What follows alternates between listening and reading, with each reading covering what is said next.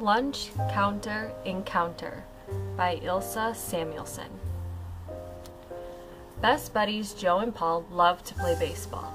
They spent the morning of June 23, 1963, working on their swings and working up a sweat. It was a hot day, and the Mississippi sun was doing its best to scald the boys with its hot rays. At about noon, Paul started feeling hungry.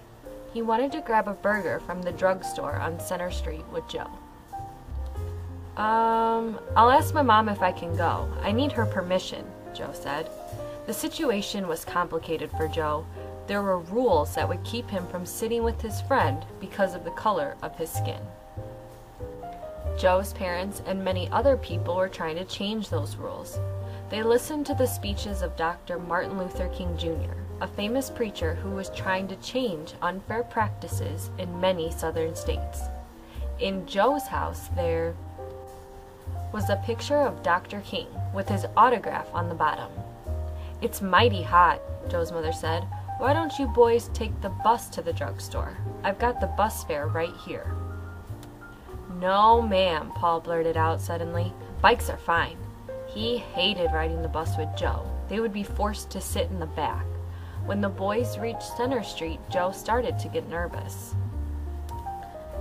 "Dad told me about some trouble here last week," Joe said sadly. "I'll just wait outside." "Not happening," Paul said as he grabbed Joe's arms and the two boys marched through the door. Paul's hand was clenched in a fist as they headed for two empty stools. A man with a frown that looked like it was chiseled out of stone blocked their way. "Go around back if you're with him," he said, pointing at Joe. Before the boys could respond, a woman's voice interrupted the discussion. "These boys will be joining me," the soft voice said. The man and the boys turned to see a woman in a wheelchair beside them.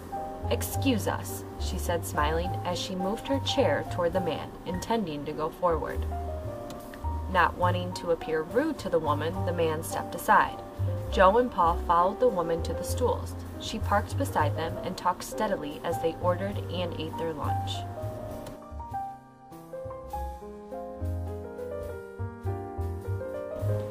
After the boys finished, the woman met them on the sidewalk outside.